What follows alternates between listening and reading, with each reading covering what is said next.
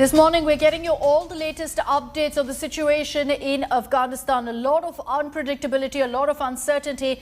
India is constantly tracking things as they unravel in Kabul and keeping a close track on the developments. But in view of the situation, India has withdrawn its ambassador Rudrendra Tandon. He and his staff have been moved back to India. An Indian Air Force C-17 jet took off with Indian officials from the Kabul airport this morning.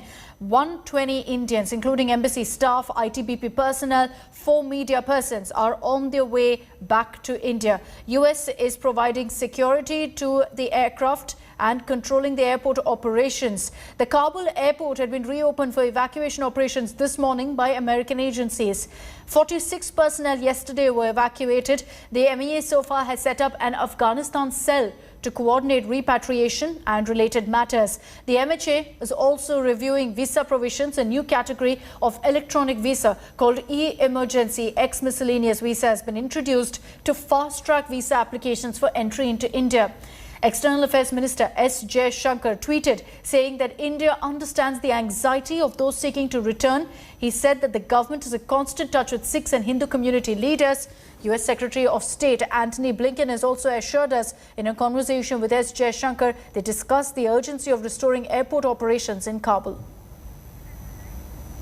Geeta Mohan is joining us live with more details on this. Geeta, efforts right now, as far as our government is concerned, the focus is on evacuation. That's the top priority. That's something Jaishankar also has pointed out. Right now, as we speak, we're being told the Indian ambassador to Afghanistan, several embassy officials are all on their way back. Are we expecting that in the next few days, more such planes, more such flights will operate?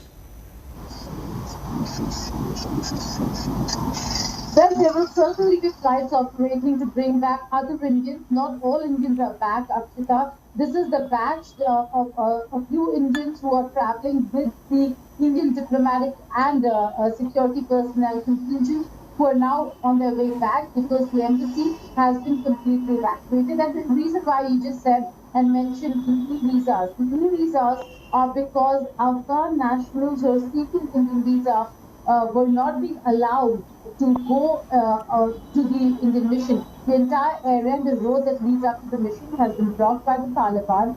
Documents are being checked. Only those who are of Indian nationality were allowed reluctantly so. So it was very difficult for Afghan nationals to really go and physically get their passport stamped. The visa consular section had closed down on the 15th of August itself because of security situation and not allowing people to come close to the mission.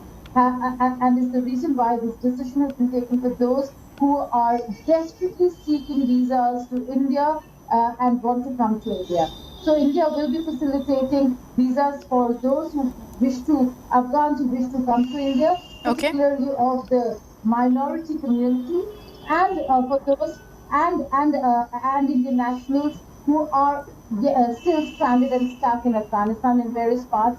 We just had a few people from factory workers who were working in a factory stranded, requesting the Indian administration to help them out and to rescue them from Afghanistan. So there are quite a few Indians who are still in Afghanistan, and the Indian administration looking into that. Meanwhile, Rudrendra Tandon and his team will be arriving in Delhi very soon. All right, Geeta, thank you for those details. As Geeta pointed out, there are still many Indians who are currently stranded in Afghanistan. India Today exclusively spoke to 15 Indian workers who are stranded currently in a Kabul factory. They're appealing for the government to help them and rescue them at the soonest. Listen in to that conversation.